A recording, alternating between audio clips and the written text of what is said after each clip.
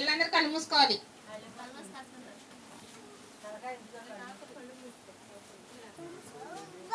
ప్రియ పరలోకమందున మా తండ్రి, మేమందరం ఇక్కడికి నీ యొక్క జ్ఞానాన్ని నేర్చుకోవడానికి వచ్చాను తండ్రి. వచ్చిన మేము నీ జ్ఞానాన్ని నేర్చుకునే వారంగా ఉండాలి తండ్రి. విన్న మాటలను విడిచిపెట్టే వారంగా కాకుండా విన్న వాటి ప్రకారం మా జీవితాన్ని సరిచేసుకొని లోకానికి మాదిరిగా కనపరుచుకునే విధంగా మేము ఉండాలని కోరుకుంటున్నాం తండ్రి.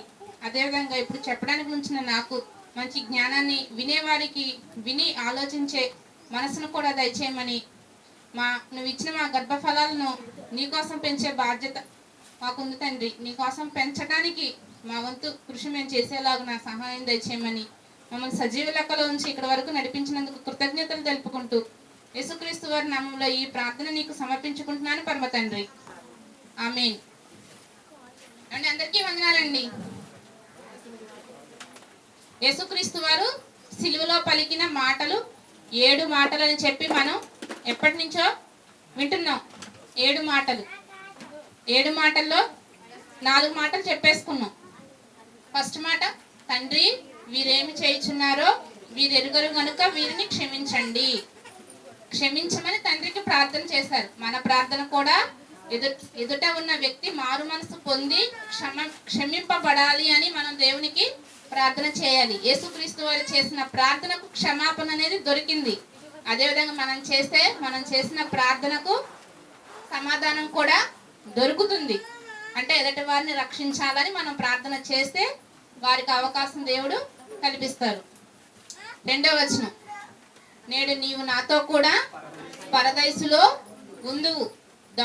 దొంగగా ఉన్న వ్యక్తి యేసుక్రీస్తు వారు మొట్టమొదటిగా పలికిన మాటకు తన మనసును మార్చుకొని నీతిమంతునిగా మారాడు.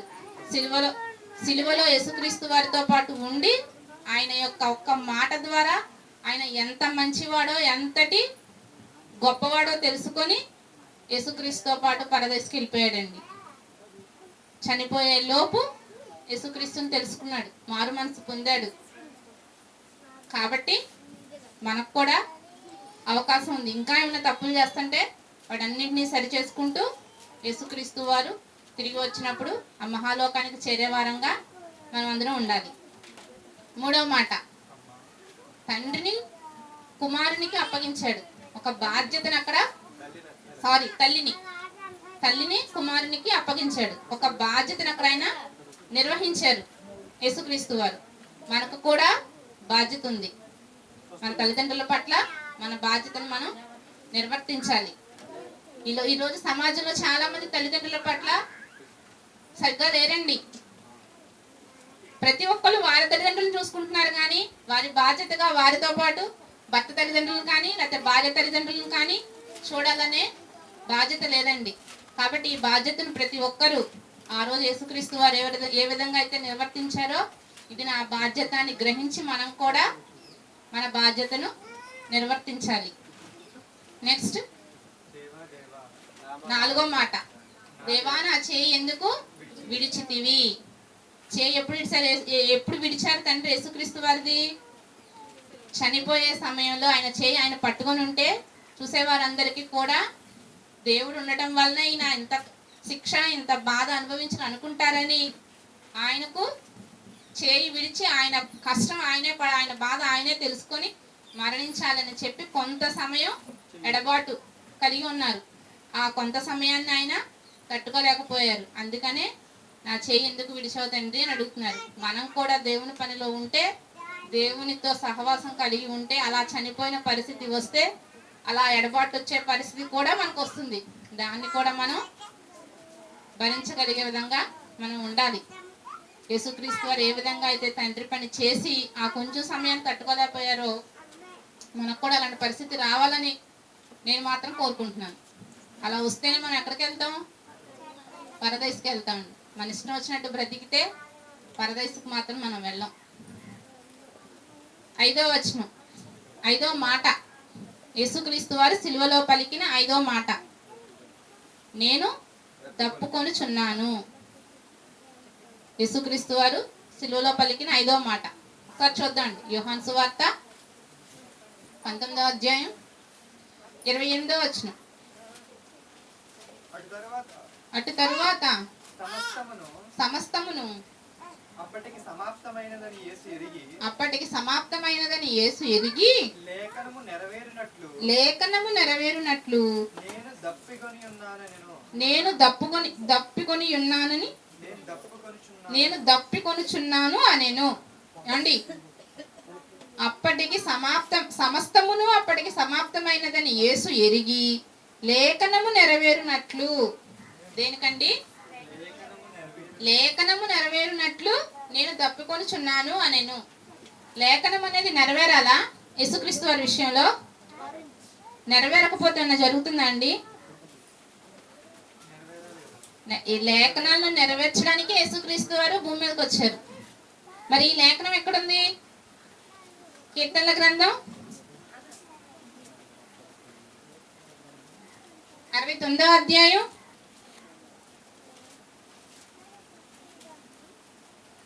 21వ వచనం అండి. వారు చేదును నాకు ఆహారముగా పెట్టిరి, నాకు దప్పిక అయినప్పుడు చిరకను త్రాగనిచ్చిరి.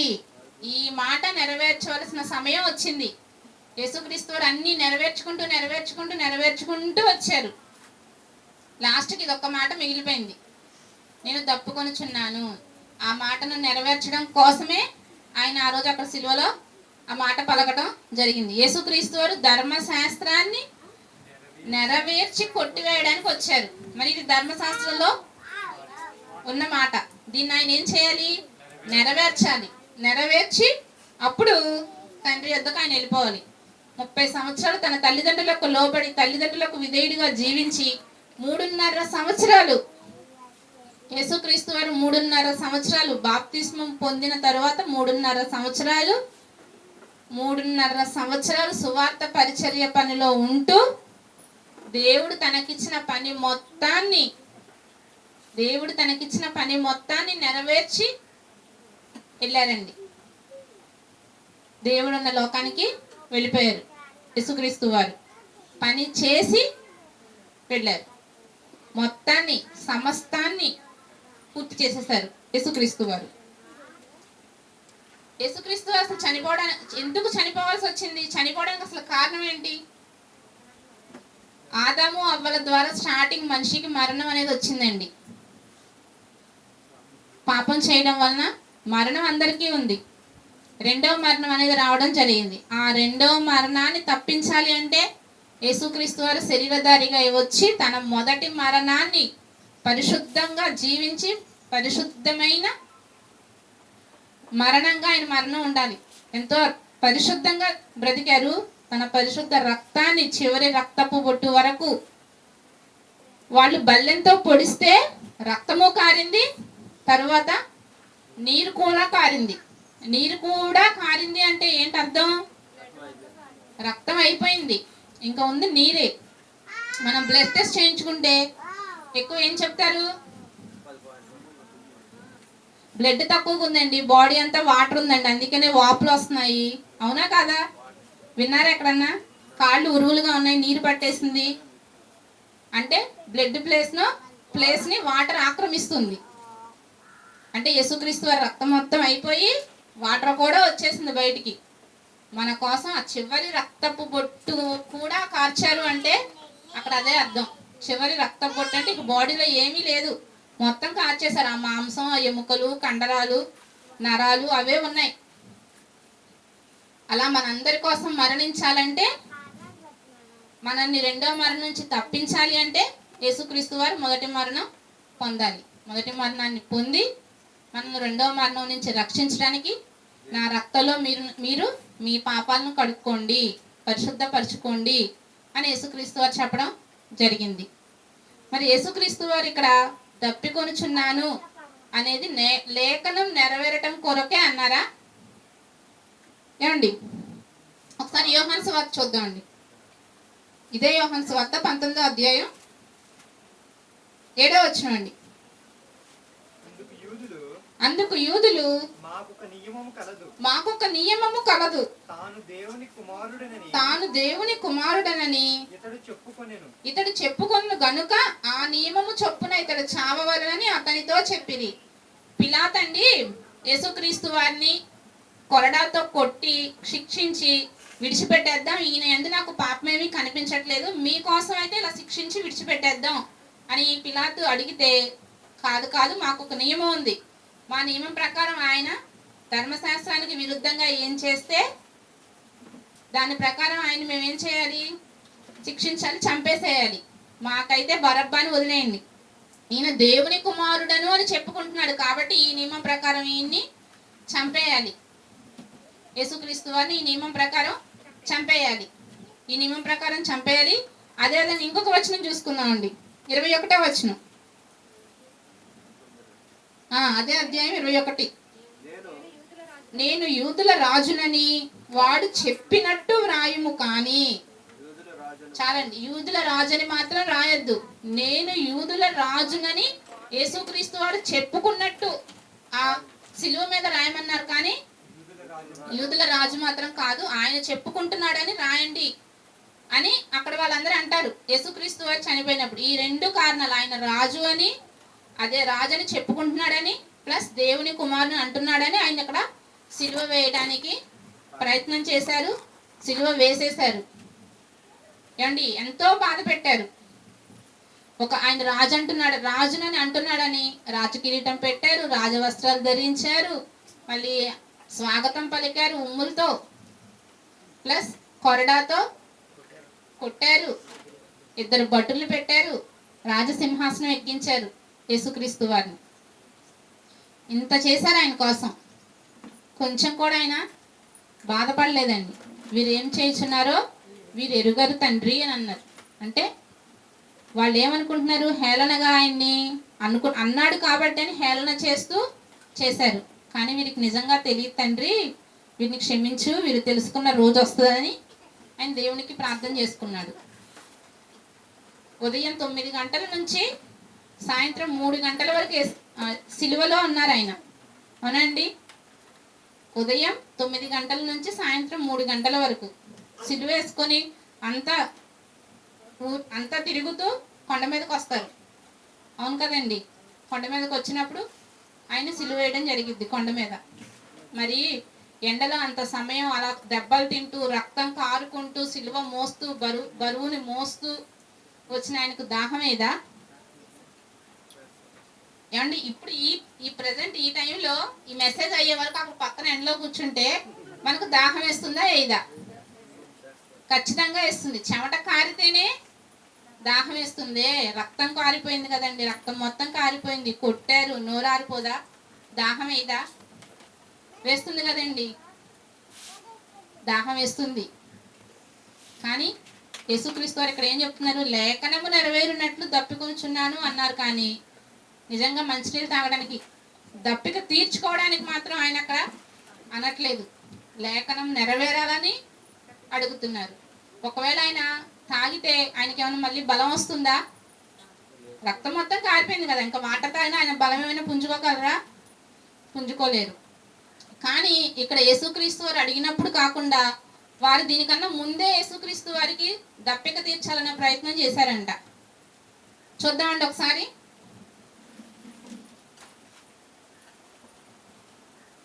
యోహాను సువార్త,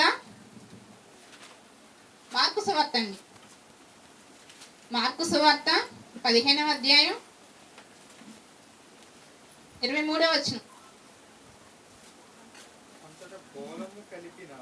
అంతటా బోళము కలిపిన ద్రాక్షారసము ఆయనకు ఇచ్చిరి కానీ ఆయన దాని పుచ్చుకొనలేదు.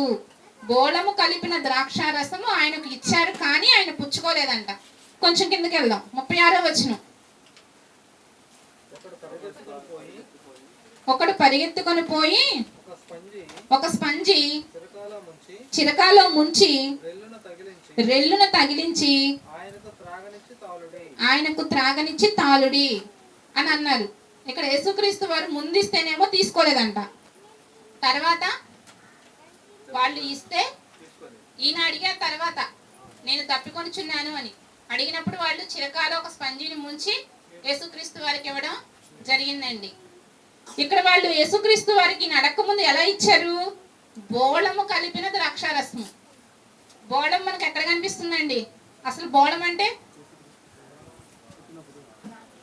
యేసుక్రీస్తు వారు పుట్టినప్పుడు జ్ఞానులు తీసుకొస్తారు, అది సుగంధ ద్రవ్యం అండి, మంచి సువాసన కలిగింది. అదేవిధంగా యేసుక్రీస్తు వారు సిలువ వేయబడి చనిపోయి సమాధి చేయబడేటప్పుడు కూడా బోళము తీసుకొని వస్తారు. అరిమథెయ యోసేపుకి తీసుకొచ్చిన సుగంధ ద్రవ్యాల్లో బోళము కూడా ఉంటుంది. బోళం అనేది ఏంటి, మన భాషలో ఏంటి చెప్పండి? సాంబ్రాణి, మంచి వాసన వస్తుంది. సుగంధ ద్రవ్యం అంటే అన్నీ వస్తుంది, మంచి వాసనని మంచి టేస్ట్ దాంట్లో లెక్క. సరే, అది ఎలా ఉంటుందంటే చేతితో పట్టుకుంటే చేతికి మన సాంబ్రాణి ఇంట్లో వేస్తే చేతికి జిగురు జిగురుగా అంటుతుంది. నోట్లో పెట్టుకుంటే ఎలా ఉంటుంది, టేస్ట్ చేదుగా ఉంటుంది. ఆ బోళము కలిపిన ద్రాక్ష రసాన్ని యేసుక్రీస్తు వారికి ఇచ్చారంట. ఆయన దాన్ని తీసుకోలేదంట. ఎందుకని తీసుకోలేదు చూద్దాం. మత్తయి సువార్త 27వ అధ్యాయం 34వ వచనం. 27:34. చేదు కలిపిన ద్రాక్షారసమును ఆయనకు త్రాగనిచ్చిరి కానీ ఆయన దాన్ని రుచి చూచి తాగలేదంటండి యేసుక్రీస్తు వారు. వాళ్ళు ముందు ఇచ్చారు కానీ యేసుక్రీస్తు వారు రుచి చూసి తాగలేదంట. అది ఎలా ఉంది, చేదుగా ఉంది. ఒకవేళ నిజంగా తాగటానికి ఇచ్చారనుకుంటే నీళ్ళు చేదుగా ఉండవు. ప్లస్ వాళ్ళు అక్కడ ఏమి ఇచ్చారు, ద్రాక్షరసం ఇచ్చారంట. సిలువ వేసింది కొండ మీద. అసలు ఆ కొండ మీద ద్రాక్షరసం ఎక్కడ ఉంటుందండి? ఏమీ ఉండవు, కొండ మీద చుట్టూ ఏమి ఉండవు. కానీ ఆనాడు వాళ్ళు సిలువ వేసిన ప్రతి ఒక్కరికి ద్రాక్షరసం అనేది ఇవ్వడం జరుగుతుందంట. ద్రాక్షారసం పుచ్చుకొని వారు పడిన బాధను మర్చిపోయి ఆ బాధలో ఆ మత్తులోనే చనిపోతారు. ఇక్కడ యేసుక్రీస్తు వారు అది పుచ్చుకోకపోవడానికి 2 కారణాలు కనిపిస్తున్నాయి. ఒకటేమో చేదుగా ఉంది, ఇంకొకటి ద్రాక్షారసం తాగితే ఏమవుతుంది, మత్తుడు అవుతారు యేసుక్రీస్తు వారు. ఆయనకు బాధ తెలీదు. బాధ తెలియకుండా చనిపోయినట్లు ఈనాడు అందరూ చెప్పుకుంటారు. అవును కదండి, ఇప్పుడే ఎన్నో చెప్పుకుంటున్నారు. ఆ అవకాశం ఇవ్వకుండా ఉండడం కోసమే వారు ఇచ్చిన యేసుక్రీస్తు వారు తీసుకోలేదు. తర్వాత ఎందుకు అడిగారు మరి? వాళ్ళు ఫస్ట్ ఇచ్చారు, వాళ్ళ అలవాటు ప్రకారం వాళ్ళు ఇచ్చేశారు. అందరికి ఎలా ఇస్తారో అలానే యేసుక్రీస్తు వారికి ఇచ్చేశారు. కానీ ఈయనకి ఎలా ఇచ్చారు, చేదు కలిపి ఇచ్చారు. అందరికీ చేదు కలిపి ఇవ్వరు. మరి ఇక్కడ యేసుక్రీస్తు వారు అంటే వారికి మరి చాలా కోపం. ఆయన అంటే వారికి గిట్టట్లేదు. రాజుని అంటున్నాడు, దేవుని కుమారుడు అంటున్నాడు అని చెప్పి తన సొంత ప్రజలే ఆయన్ను సిలువేసేశారు. కాబట్టి చేదు కలిపినది ఇచ్చారు ఆయనకి. చేదు కలిపింది ఇస్తే ఆయన ఈ 2 కారణాల వల్ల దాన్ని తీసుకోలేదు. మరి తర్వాత ఎందుకు అడిగారు? లేఖనాలను నెరవేర్చాలి. లేఖన నెరవేర్పు కొరకే ఆయన నేను దప్పికొనుచున్నాను అని అన్నారు. మరి యేసుక్రీస్తు వారు సువార్త ప్రకటించేటప్పుడు ఈ దప్పిక గురించి ఏమైనా చెప్పారా? బ్రతికున్న కాలంలో దప్పిక గురించి ఏమైనా చెప్పారా? సమరయ స్త్రీ సందర్భం. సమరయ స్త్రీ అండి, ఆవిడ ఒక్కదాన్ని రక్షించడం కోసం యేసుక్రీస్తు వారు ఆ ఊరు వెళ్తారు. ఎన్నో మీటింగ్స్ జరుగుతాయి, ఎన్నో ప్రసంగాలు చెప్తారు చాలా మంది. యేసుక్రీస్తు వారు కూడా కొండ మీద కూర్చొని ఎక్కువ జన సమూహానికి ఎన్నో మెసేజ్లు చెప్పారు. అదేవిధంగా ఆయన సింగిల్గా వెళ్తూ కూడా ఊరి చివరి వాళ్ళని, అదేవిధంగా ఈ సమరయ స్త్రీని, సేన దయ్యం పట్టిన స్త్రీని, ఇలా చాలా మందిని, సింగిల్గా ఉన్న వాళ్ళని చాలా మందిని రక్షించారు యేసుక్రీస్తు వారు. అసలు ఆయన భూమి మీదకి వచ్చిందే రక్షించడం కోసం. ఇక్కడ ఎక్కువ మంది లేరు, నేను ఇక్కడ ఆయన రక్షించే పని నేను చేయను అని యేసుక్రీస్తు వారు మాత్రం అనలేదు. ఆయన పని పరిచర్య చేయాలి, స్వస్థత పరచాలి, రక్షించాలి. ఇదే ఆయన పని, దేవుడిచ్చిన పని. సువార్తను ప్రకటించాలి. తండ్రి ఆయనకు ఏం చెప్పారో అవన్నీ ఆయన చేయాలి, లేఖనాలను నెరవేర్చాలి. ఇక్కడ సమరయ స్త్రీ ఒక్కదాని కోసం ఆ ఊరు వెళ్తారు యేసుక్రీస్తు వారు. వెళ్ళి తన శిష్యులను మాత్రం భోజనం తీసుకురమ్మని చెప్తారు. శిష్యులను భోజనం తీసుకురమ్మని పంపించి ఆ సమరయ స్త్రీ దగ్గరకు వచ్చినప్పుడు ఆ యాకోబు బావి దగ్గర నాకు తాగడానికి నీళ్ళిమ్మని అడిగితే ఆవిడ ఏం చెప్తుంది? మేము సమరయులము, మీరు యూదులు, మీకు మాతో సాంగత్యం ఏమిటి? మేము ఇస్తే మీరు తాగుతారా అని అడుగుతుంది. ఒకసారి చూద్దామండి.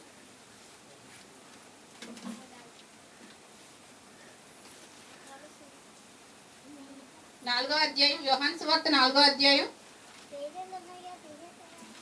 యోహాను సువార్త 4వ అధ్యాయం 10వ వచనం అండి. అందుకు యేసు ఒక్క నిమిషం. యోహాను సువార్త 4వ అధ్యాయం 10వ వచనం. అందుకు యేసు, నీవు దేవుని వరమును నాకు దాహమునకు ఇమ్మని నిన్ను అడుగుచున్నవాడెవడో అదియు ఎరిగి ఉంటే నీవు ఆయనను అడుగుదువు, ఆయన నీకు జీవజలమిచ్చునని ఆమెతో చెప్పెను. అప్పుడు ఆ స్త్రీ, అయ్యా, ఈ బావి లోతైనది, చేదుగుంటకు నీకేమీ లేదే, ఆ జీవజలం ఎలాగూ నీకు దొరుకును? ఇలా ఈవిడ అడుగుతూ వెళ్తుంది. కానీ మనం ఇక్కడ యొక్క సందర్భం చూస్తే సరిపోతుంది. అందుకు యేసుక్రీస్తు వారు, నీవు దేవుని వరమును నాకు దాహమునకిమ్మని నిన్ను అడుగుచున్న వాడెవడో అదియు ఎరిగి ఉంటే. దాహమునకు నాకు దాహం తీర్చమని అడిగేది ఎవరెక్కడ? ఆవిడ్ని యేసుక్రీస్తు వారు. నిన్ను అడిగేది ఎవరో నీవు ఎరిగి ఉంటే నీవు ఆయనను అడుగుదువు, ఆయన నీకు జీవజలము ఇచ్చును. దేవుణ్ణి నువ్వు అడిగితే, నిన్ను అడిగేది ఎవరో నీకు తెలిస్తే, ఆ విషయాన్ని నువ్వు దేవుణ్ణి అడిగితే ఆయన నీకు జీవజలాన్ని ఇస్తాడు. జీవజలం అంటే నిత్య జీవం. ఆవిడకి ఏమిస్తారు దేవుడు? ఇక్కడ యేసుక్రీస్తు వారు తనని రక్షించగలడని ఆ స్త్రీ నమ్మితే, దేవుని యొక్క వరం తను తెలుసుకుంటే నీకు జీవజలం అనేది వస్తుందని ఇక్కడ యేసుక్రీస్తు వారు ఆ స్త్రీతో చెప్తున్నారు. ఈవిడ తర్వాత, సరేనైతే నువ్వు తాగేది నాకు ఇవ్వు నాయనా అని అడిగితే, అక్కడ ఆ స్త్రీ ఏం చెప్తుంది? యేసుక్రీస్తు వారు, నీ వెళ్ళి నీ భర్తను తీసుకురా అంటారు. నాకు భర్త లేడు అని చెప్తుంది. భర్త లేకపోతే, అయితే నీకు 5గురు భర్తలు ఉన్నారు, ఇప్పుడు నీతో ఉండే అతను నీ భర్త కాదు అని చెప్తారు యేసుక్రీస్తు వారు. నువ్వు చెప్పింది నిజమే, నిజంగానే నీవు నా గురించి మొత్తం చెప్పావు, నువ్వు ప్రవక్తవి, నువ్వు గొప్పవాడు అని చెప్పి నమ్మి ఊళ్ళోకి వెళ్తుంది అందరికీ చెప్పడానికి. అక్కడ ఆవిడ ఏమైంది? యేసుక్రీస్తు వారి మాటకు మారింది. ఈయన నిజంగా రక్షించగలడు, నాకు జీవజలం ఇవ్వగలడు అని నమ్మి మార్పు చెందింది, ప్రకటించడానికి వెళ్ళింది. ఆవిడ ఊళ్ళోకి వెళ్ళిపోయిన తర్వాత యేసుక్రీస్తు వారి శిష్యులు వస్తారు. యేసుక్రీస్తు వారి శిష్యులు వచ్చి భోజనం చేయమని యేసుక్రీస్తు వారిని అడుగుతారు. అప్పుడు యేసుక్రీస్తు వారు ఏం చెప్తారో చూడండి. 32వ వచనం అండి. అందుకు ఆయన, భుజించుటకు మీకు తెలియని ఆహారం నాకు ఉన్నదని వారితో చెప్పగా, శిష్యులు ఆయన భుజించుటకు ఎవడైనా ఏమైనా తెచ్చనేమో అని ఒకరితో ఒకడు చెప్పుకొనిరి. యేసు వారిని చూచి, నన్ను పంపిన వారి చిత్తము నెరవేర్చుటయు ఆయన పని తుదముట్టించుటయు నాకు ఆహారమై ఉన్నది. ఇక్కడ ఈ ఆహారం గురించి ఎందుకు చెప్పాను నేను? ఇక్కడేమో జీవజలం గురించి చెప్పాను. జీవజలం ఎవరిస్తారని చెప్పారు యేసుక్రీస్తు వారు. నిన్ను అడుగుతున్నవాడు ఎవరో నీకు తెలిసి నువ్వు ఆయన అడిగితే నీకు జీవజలం వస్తుందని యేసుక్రీస్తు వారు అక్కడ సమరయ స్త్రీతో చెప్పారు. తర్వాత శిష్యులు వచ్చి భోజనం గురించి అడిగితే, మీకు తెలియని ఆహారం నాకు ఒకటి ఉంది, నా ఆకలి తీరిపోయింది అని చెప్తున్నారు యేసుక్రీస్తు వారు. మనం చెప్పుకునే మాట 5వ మాట ఏంటి? నేను దప్పికొనిచున్నాను. అక్కడ వరకు చెప్పుకుంటే మనం సరిపోద్దండి. ఆహారం గురించి మనం చెప్పుకోవసరలా. కానీ కీర్తనల గ్రంథంలో మనం ఒక వచనం చూసాం. లేఖనం ఎక్కడుంది అంటే కీర్తనల గ్రంథం 69వ అధ్యాయం 21వ వచనం చెప్పుకున్నాం. ఒకసారి చూడండి. 69:21 ఫస్ట్ చదివిన వచనం అండి. వారు చేదును నాకు ఆహారముగా పెట్టిరి, నాకు దప్పిక అయినప్పుడు చిరకను త్రాగనిచ్చిరి. చేదుని ఎలా పెట్టారంట? ఆహారముగా పెట్టిరి. తర్వాత దప్పిక అయినప్పుడు చిరకను త్రాగనిచ్చిరి. అంటే ఈ రెండు ఏంటివి? లేఖనం. దాహము ఉంది, ఆహారము ఉంది యేసుక్రీస్తు వారికి. కానీ ఆయన అక్కడ సిలువలో దప్పిక ఒక్కటే చెప్పారు, ఆహారం గురించి చెప్పల. కానీ అది కూడా లేఖనమే. మనం ఇది దప్పిక కొనుచున్నాను అన్నప్పుడు వాళ్ళు ఆయనకి ఏమి ఇస్తారు? చేదు చెరుకుని ఇస్తారు. అంటే ఆహారము ఇచ్చారు ప్లస్ దప్పిక ఇచ్చారు, యేసుక్రీస్తు వారికి ఇచ్చారు. చేదును ఆహారంగా పెట్టారు, చిరకనేమో దప్పికగా ఇచ్చారు. ఇక్కడ యేసుక్రీస్తు వారి మరి ఆహారంగా ఏముందని చెప్తున్నారు ఆయనకు? ఆహారంగా తండ్రి పని. 4వ అధ్యాయం 38వ వచనం అండి. యోహాను సువార్త 4వ అధ్యాయం 32వ వచనం. భుజించుటకు మీకు తెలియని ఆహారం నాకు ఉన్నదని వారితో చెప్పగా, కింద చూసుకుంటే 34వ వచనం. నన్ను పంపిన వారి చిత్తము నెరవేర్చుటయు ఆయన పని తుదముట్టించుటయు నాకు ఆహారమునై ఉన్నది. దేవుని పని తుదముట్టించడమే ఆయనకు ఆహారం. దేవుని పని తుదముట్టించడమే ఆయనకు ఆహారమై ఉన్నది. యేసుక్రీస్తు వారికి దేవుడు పంపించిన, దేవుడు చెప్పిన పని చేయాలి. మరి మనకు లేదా అండి పని? మనం అందరం కూడా పని చేయడానికే కదా భూమి మీదకి వచ్చాం. దేవుని పని మనం చేయాలి. యేసుక్రీస్తు వారు సిలువలో చివరి రక్తపు బొట్టు వరకు కార్చారు. నా రక్తంలో మీ పాపాలను కడుక్కోండి, నేను దప్పి కొనుచున్నాను, నేను ఆకలి కొనుచున్నాను, దప్పి కొనుచున్నాను, ఆకలి కొనుచున్నాను. అంటే మీరు కూడా నా తండ్రి పని నేను ఏ విధంగా అయితే చేసి పని ముగించుకొని వెళ్ళిపోతున్నానో, మీరు కూడా అలానే నా తండ్రి పని చేయాలి. మిమ్మల్ని మీరు రక్షించుకోవాలి. అదేవిధంగా మీతో పాటు మీ చుట్టూ ఉన్న వారికి నా తండ్రి యొక్క పని చేయాలి. చుట్టూ ఉన్న వారికి కూడా దేవుని గురించిన మాటలు చెప్పాలి. మీతో పాటు వారిని కూడా రక్షించాలి. మనం యేసుక్రీస్తు వారి రక్తంలో మనల్ని ఎలా కడుక్కున్నామో, అలాగే ఎదుటి వారిని కూడా యేసుక్రీస్తు వారి రక్తంలో కడుక్కోమని చెప్పాలి. యేసుక్రీస్తు వారి రక్తం కార్చింది మన కోసమే కార్చారు. ఆయన కారుస్తూ చనిపోయే ముందు మనకు ఒకసారి జ్ఞాపకం చేస్తున్నారు, నేను దప్పికొనుచున్నాను, ఆకలి కొని ఉన్నాను. ఆయనకున్న ఆకలి, ఆయనకున్న దప్పిక ఏంటంటే మనం అందరం దేవుని పని చేయాలి. దేవుని పని చేయాలి, దేవుని యొక్క చిత్తాన్ని నెరవేర్చాలి. దేవుని చిత్తాన్ని నెరవేర్చాలి. దేవుని చిత్తం నెరవేర్చడం అంటే మనం అందరం బాప్తిస్మం పొందామండి. మనం అందరం బాప్తిస్మం పొందాం, యేసుక్రీస్తు వారి రక్తంలో పొందాం. ఫ్రీగా పొందామా లేకపోతే ఏదైనా ఇవ్వాల్సి వచ్చిందా బాప్తిస్మం పొందడానికి? చాలా ఉచితముగా పరిశుద్ధ రక్తం, విలువైన రక్తంలో చాలా ఫ్రీగా పొందామండి. మనకి ఏదైనా చిన్న యాక్సిడెంట్ అయింది, బ్లడ్ అవసరం, ఫ్రీగా వస్తుందా బ్లడ్? మన లొకాలిటీలో మనకు సొంత వాళ్ళు ఎవరైనా ఇచ్చినా అది మనకు సెట్ అవ్వకపోతే మళ్ళీ మనం దాన్ని ఈ బ్లడ్ని అట్టించి అక్కడి నుంచి బ్లడ్ తెచ్చుకోవాలి. అవును కదండి? ఫ్రీగా అంటూ మాత్రం బ్లడ్ రాదు. ఎవరో మనకు బాగా దగ్గరైన వాళ్ళు మాత్రం ఇస్తే అది మనకు సెట్ అయితే తీసుకుంటాం, లేకపోతే డబ్బులు పెట్టే రక్తాన్ని తీసుకోవాల్సి వస్తుందండి. మరి యేసుక్రీస్తు రక్తం ఎలా వచ్చింది? చాలా ఫ్రీగా వచ్చింది. అంత ఫ్రీగా వచ్చిన రక్తాన్ని మనం వేస్ట్ చేయకూడదండి. యేసుక్రీస్తు వారి సిలువలో పలికిన మాటలు చెప్పుకుంటున్నాం, ఆయన చేసిన పనులు, ఆయన చెప్పిన మాటలు చెప్పుకుంటున్నాం. ఇక్కడ యేసుక్రీస్తు వారు ఏమన్నారు? 5వ మాటగా నేను దప్పి కొనుచున్నాను, ఆకలి కొని ఉన్నాను అనే మాటను మనం చూసాం. మరి ఆ మాట మనం చెప్పుకుంటున్నాం, కానీ ఆయనకున్న దప్పికను ఆకలిని మనం తీర్చే వారంగా ఉన్నామా? దప్పికను ఆకలిని మనం తీర్చాలి అంటే తండ్రి పనిలోనే ఉండాలి. తండ్రి చిత్తాన్ని నెరవేర్చే వారంగా ఉండాలి. తండ్రి చిత్తాన్ని నెరవేర్చాలి అంటే అది చాలా సులువుతో కూడుకున్నది మాత్రం కాదండి. యేసుక్రీస్తు వారు 3.5 సంవత్సరాలు ఏ పని లేదు ఆయనకి, ఒకటే పని, తండ్రి పని.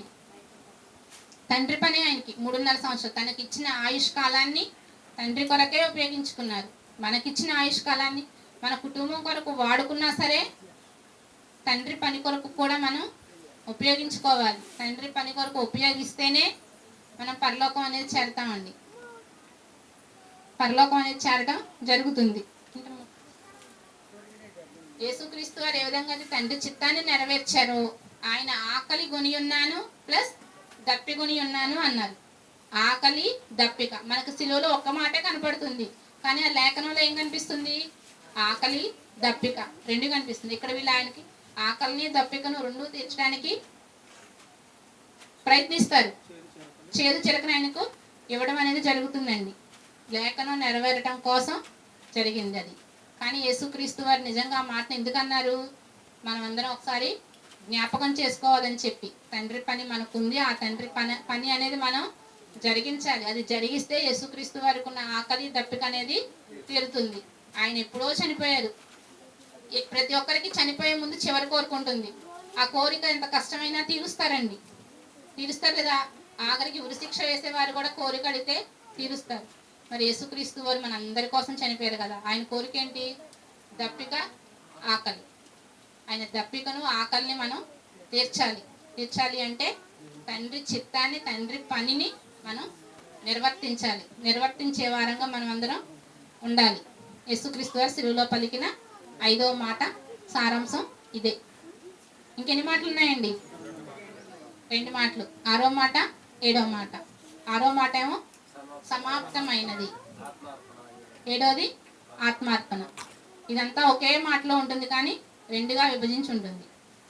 ఒకే వచనంలో కనిపిస్తుంది. సాయంత్రం ఒక మాట చెప్పుకుందాం అండి. 6వ మాట. శుక్రవారం 7వ మాట. 7 మాటలు కలిపి 7 మాటల సారం ఉంది. అది నెక్స్ట్ ఆదివారం చెప్పుకుందాం. నెక్స్ట్ ఆదివారం మీరు పునరుద్ధాన మెసేజ్ మీరు చెప్పుకోండి. దానికి ముందు మెసేజ్ నేను చెప్పేసుకుంటాను. సరేనండి? ఈ 7 మాటల్లో నేను ఇప్పటివరకు చెప్పిన 5 మాటలకు ఎంతో జ్ఞానాన్ని, ఎంతో విషయాన్ని నేను తెలుసుకున్నానండి. మీరు కూడా తెలుసుకునే ఉంటారని నేను గ్రహిస్తున్నాను. కాబట్టి మనల్ని మనం రోజు రోజుకి మార్చుకుంటూ ముందుకు సాగాలండి. దేవుని పనిలో మరింతగా మనం ఎదగాలి. ఇక్కడికి వచ్చి వినేవారంగా మాత్రం మనం ఉండకూడదు. ఇంటికి వెళ్ళాక పాటించే వారంగా, ప్రవర్తించే వారంగా మనం అందరం ఉండాలండి. నేను అంటానని బాధపడద్దండి. మన చర్చికి ఫస్ట్లో ప్రార్థనకు రావాలంటే 11:30, 12 కూడా అయ్యేది వచ్చేవాళ్ళు. కానీ ఇప్పుడు ఖచ్చితంగా వచ్చేస్తున్నారంట. టయానికి 10:30, 11 అందరూ వచ్చేస్తున్నారు. అది 9 కూడా వచ్చేస్తున్నారు పిల్లలతో పాటు. అంటే మళ్ళీ ఏం జరుగుతుంది? వాక్యం పని చేస్తుంది, పని జరుగుతుంది. ఆ పనిని మనం మరింతగా బలపరుచుకోవాలి. తండ్రికి ప్రార్థన చేసుకొని ప్రతి పనిలో ముందుకు సాగితే ఆయన తోడుగా ఉంటారు, మనల్ని నడిపిస్తారు. కాబట్టి అందరూ దేవుని చిత్తాన్ని నెరవేర్చేవారుగా ఉండాలని కోరుకుంటూ నా మాటలు ముగిస్తున్నానండి. ప్రార్థన చేసుకుందాం. ప్రియా పరలోకమందున మా తండ్రి, నీ చెప్పిన 5వ మాటకు నీ పని జరిగించాలని తెలుసుకున్నాం నాయన. నీ పని జరిగించే వారంగా మేము ఉండాలి తండ్రి. నీ ఆకలిని, నీ దాహాన్ని మేము తీర్చే వారంగా ఉండాలని కోరుకుంటూ నా మాటలను నీ పిల్లలకు చెప్పాను నాయన. ఈ మాటల ప్రకారం నీ పని మేము చేయాలని కోరుకుంటూ నువ్వు నన్ను ఇచ్చే రాజ్యానికి మేము చేరాలని, అందుకు సహాయం దయచేయమని యేసుక్రీస్తు వారి నామంలో ఈ ప్రార్థన నీకు సమర్పించుకుంటున్నాను పరమ తండ్రి. ఆమేన్.